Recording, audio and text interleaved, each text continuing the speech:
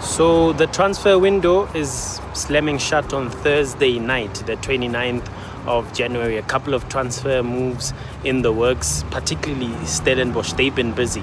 Tato Khiba, well on his way to Sekhukhune United.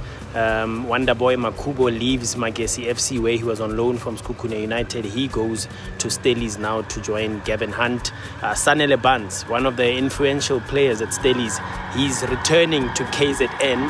He's going to, sounding of the alarms as the transfer window slams shut soon. Sanele Barns, he goes back to Richards Bay.